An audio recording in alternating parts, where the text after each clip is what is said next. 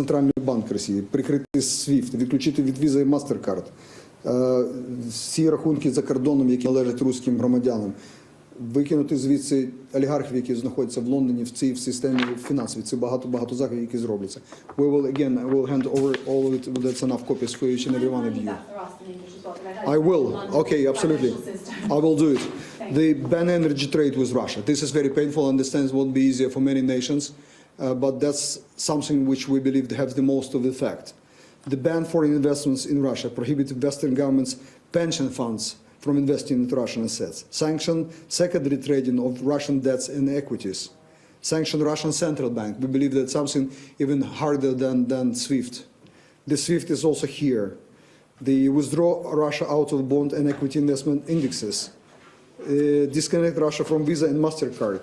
Freeze foreign Russian assets, sanction Russian direct investments funds, and expand personal sanctions to all those in Western lists of sanctions and their families. Freeze of assets, visa cancellation, passport revocation, and repatriation back to Russia. That's the whole list. You will have the copy each and every one of them. Will that list be enough to stop Vladimir Putin continuing this? I would be happy to see NATO forces on our land to be able really to stop them. We have to fight ourselves. We are doing it right now. We will see how these sanctions, if they are introduced, what effect they will have. But you would like to see NATO forces going into Ukraine? Me personally, yes. I was Ukrainian ambassador to NATO. I understand that this force exists in our part of the globe who can match the mighty Red Army. Just one more question. Do you think that the UK needs to be a bit stricter for the oligarchs, the Russian oligarchs that are here and that have made a home here, that have close ties to Putin's regime? We're one of those nations who can share our own experience, how Russian dirty money can corrupt our system. And this money, especially with the gas trade and oil trade, corrupted our system to the bone. That's how most of the Ukrainian oligarchs appeared on the map of an existence. So everybody who touches the money this touches, any system, any banking system, any nation, they will bring this devastation at the end. So the Great Britain doesn't have to follow this example. They can learn from our experience that this money, and most of them just stolen from the Russian people, from the Russian land, from the resources. They actually corrupting everything they touch. And just finally, if you could just say something to Boris Johnson now, what would you say? I hope that I will be able to tell him as soon as we have this initial, and Boris Johnson was talking to President Zelensky today, and he had a call at 5 a.m. if not mistaken. So we had this ongoing debate. We are trying to understand what can be done right now, what sort of military assistance, financial assistance can be provided right now, and what is the collective sort of stance of and collective response of West could be. Mr. Ambassador, Ricky Friller from Talk Radio. Do you see a point in time this week where we could see a civilian army fighting in the streets of Kiev? Kiev is a big city of 3 million, but the Kharkiv next to it is 2.5 million. There are a couple of cities and millions. We have western cities which now they're hosting the most of the embassies and some Ukrainian structures. So Kiev is important, but Ukrainians will fight for many other cities as well. And are you aware of how many Ukrainians have travelled back to Ukraine before the flying ban came in? How many have flown back to fight?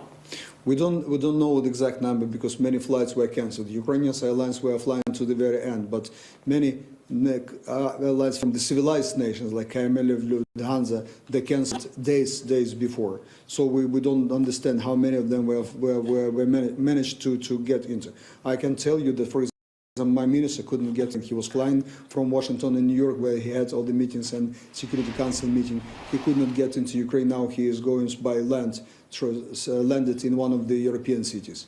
So there is no exact number. I can tell you that we have 20 million people around the globe as Ukrainian community, and we will call upon them to support Ukraine right now when we need it. We have 40 million nation and with 20 million Ukrainians abroad. And how many casualties would be too many? At what point would you ever give in? We're quite resilient people. We've been through artificial famine. We've been through Chernobyl. We suffered a lot after the Second World War and within all the wars. This land sometimes called the bloodlands of Europe. So people suffer for all their existence. They are quite resilient. They know how to fight. Unfortunately, they also know history of being dying too. Pierre Media, what do you think Putin's end game is? I believe that he wanted to get Soviet Union back, and for this he won't stop at. Now he has Kazakhstan and Belarus. By the way, 2 more nations signed the Budapest Memorandum, giving up the nuclear weapons, which ended up in their territory when Soviet Union collapsed. Now all of these promises have been broken, and Russia is now getting to these nations back to get them onto the new project. I don't even know how Putin wants to call it. In his recent remarks, he was messing up the Russian monarchy, Russian Empire, Soviet Union. That's the same, more or less the same for him. It's also the same for us. We also consider it as a Russia, just in different projects. Whatever the new project will be called, we don't know, but we understand that the same Russia is getting back and trying to get this territory of Slavic tribes. And he believes for some his personal reason, and you probably heard this amateurish lesson of history, that how he hated us, calling us a historic mistake which has to be fixed. Mr. Ambassador, ITV News. Are you disappointed with Boris Johnson and other Western leaders for not intervening earlier and not ensuring that this didn't get to this point already? Should they have been doing more in the months previous to stop this from happening? I'm disappointed with many Western leaders. I'm not disappointed with the response I'm receiving here, and not from just government, but also I had today a chance to talk to the leaders of opposition parties. At least 2 just ended up. And this is a very unique moment when having all the differences, and we're observing as diplomats all the difference in political differences here, but they all united in supporting Ukraine. That's what we see, and that's what they're talking again. They're recognizing that this is a unique moment when the whole politicum of United Kingdom is united behind this support to Ukraine.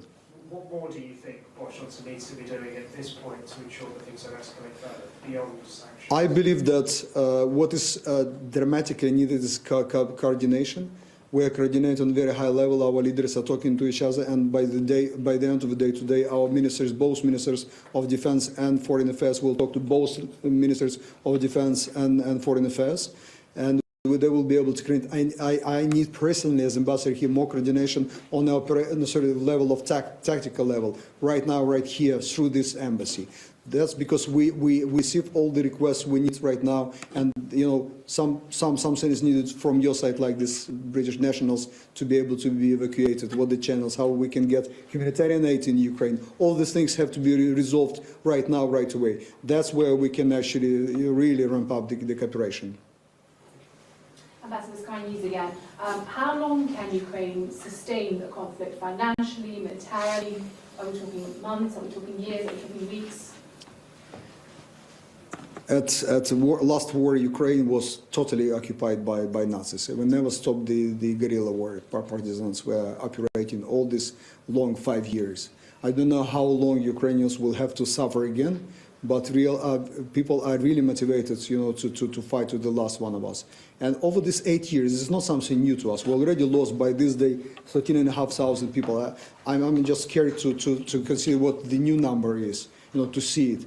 But Ukrainians were fighting. We have so many people went through it, both men and women, where war is not discriminating in our case. So 500 veterans are already, we have lines of people to sign up for the army. And in the supermarkets, you can see that the shelves with the bread are full, but in the hunting supermarkets, we're scared. We don't see any bullets, any cartridges. People are taking this first. They are preparing to fight to the very end. We will see how we can avoid this. Nobody wants to have it on our soil. We don't want to kill Russians. They come to our place. We didn't provoke them. We didn't want anything at all, even their gas. We don't need anything from them. And just on the supply issue, with the sea route blocked and the western route being the only available one, how jeopardizes that route from shelling and from other Russian forces? That's what we will have to provide, talking to our Western partners. And we're already doing mostly with our Polish friends. And this is friendly nation, our neighbor, and our just same tribes talking almost the same language. It's easier to understand. And this nation was suffering from Russian occupation, invasions through all our history. So we know to whom we can address and we know who will be able to stand with us. What do they need? What do you need them to do? We need them to help us to secure this corridor. So militarily to provide? They will do it on their side anyways. They're scared because Russians are getting closer to them. They are already, Poles are preparing right now as we speak. We're not expecting them to come over and help us in our lands, but they will have to reinforce their own borders, that's for sure. And NATO is supporting them. Your people, your military personnel in Romania, in Estonia, in Poland. But unfortunately, we are not a part of the family. That's the craziest thing. Are you frustrated that you haven't been made part of the NATO family, despite the efforts? And you obviously something. I spent my professional life trying to get into. Before the Bucharest summit, I was one of those negotiation team to NATO before 2008. And I was ambassador to NATO. I understand that's the only chance for us to survive. And I'm not blaming anybody. We are to blame first. We should have done better to be now a part of the family and expecting that somebody will help us at the time of need. It's not like we want to get NATO engaged in conflict, but we wanted to have the same level of security as your people on the streets are, enjoying. Thank you. Thank you very much. This is the